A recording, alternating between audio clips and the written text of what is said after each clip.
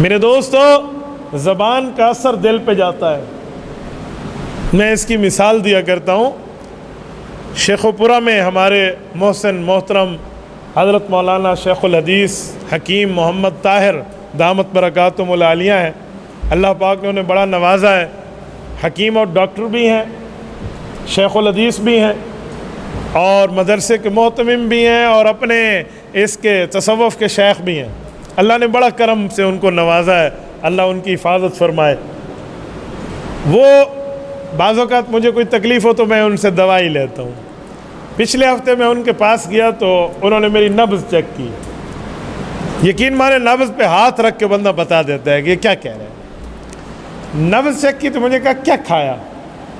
میں نے کہا نارمل روٹین میں نے ایسے ایک دو چیزیں بتا دی۔ ہاں، کہہ رہا کچھ مسئلہ ہے تو میں تھوڑا پریشان ہوں۔ میں نے کہا کیا ہوا؟ کہتے ہیں یہ جو نبض ہے نا، خالی پیٹ 70 سے نیچے نہیں ہونی چاہیے 1 منٹ میں، اور بھرے ہوئے پیٹ میں 100 تک نہیں جانی چاہیے، 80 کے لگ بھگ رہے۔ تو آپ کی نبض تو 100 چل رہی ہے۔ کیا کیا آپ نے؟ یعنی دل کی دھڑکن 1 منٹ میں 100 ہو جائے تو ہارٹ اٹیک کا خطرہ ہے۔ میں بہت حیران ہوں۔ میں کہا میں تو ایزی فیل کر رہا ہوں، مجھے تو بالکل کچھ محسوس نہیں ہو رہا۔ انہوں نے کہا اچھا چیک کرو۔ میں نے خود نبض مجھے سمجھائی بھی، ایسے پکڑا جاتا ہے ایسے، تو واقعی وہ کوئی 96 سے اوپر چل رہی تھی، 100 کے لگ بھگ تھی۔ تو میں نے کہا حضرت اس کا حل؟ تو انہوں نے ایک دوائی دکھائی، ایک پوڑیا۔ کہ اس پوڑیا کی خاصیت یہ ہے کہ اسے نگل جاؤ گے نا تو 1 گھنٹے بعد اثر کرے گی، اور اگر اسے زبان پہ رکھ کے چوستے رہو گے تاکہ پانی بنتا رہے اور اس کو پی جاؤ، صرف 2 منٹ برداشت کرو تو یہ 1 منٹ میں اثر کرے گی۔ میں نے کہا اچھا؟ کہتے جی ہاں، یہ دل کی دھڑکن آپ کی نارمل ہو جائے گی۔ انہوں نے وہ گولی، وہ جو دوائی ان کی بنی ہوئی تھی، وہ مجھے منہ پہ رکھ کے دی۔ تھوڑی سی تیز تو تھی لیکن میں نے برداشت کیا۔ 1 منٹ 1.5 منٹ بعد مجھے کہا کہ آپ اس پانی کو پی جاؤ۔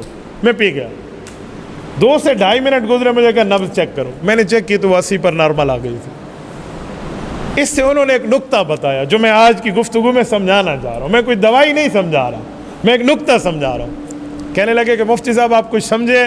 میں نے کہا سمجھاؤں، آپ کی حکمت بڑی زبردست ہے۔ کہتے نہیں میں کچھ اور سمجھانا چاہ رہا ہوں۔ کہا جو ہمارے حضرات کہتے ہیں نا کہ اللہ کا نام زبان سے لو، تو وہ اسی لیے کہتے ہیں کہ جب اللہ آخرت قبر قیامت یہ جو زبان پر آئے گا نا تو فوراً دل پر نیکی کا اثر ہوگا۔ اور اگر زبان سے دنیا کے بول بولیں گے، گالیاں دیں گے، غیبت کریں گے، بہتان لگائیں گے، کوئی الزام لگائیں گے، زبان سے جھوٹ بولیں گے، تو اس کا اثر بھی فوراً دل پر آئے گا۔ کہتے اب سمجھے کہ ہم کیوں کہتے ہیں علماء کہ زبان سے سچ بولو تو دل پہ ٹھیک اثر ہوتا ہے، زبان سے جھوٹ بولو تو دل برا ہو جاتا ہے۔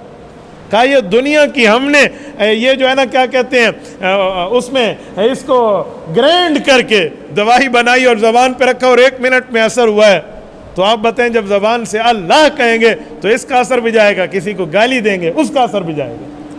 تو ہم اپنی زبان کو ٹھیک کیوں نہ کریں؟ تو میرے دوستو، میری بات کا مطلب کہ ہمیں اپنی زبانوں کو پاک کرنا چاہیے، اپنے دل و دماغ کو صاف رکھنا چاہیے۔ یہ بات ذہن میں رکھیں کہ دل صاف ہو گیا، پاک ہو گیا تو وہ شیشے کی طرح ہو جاتا ہے۔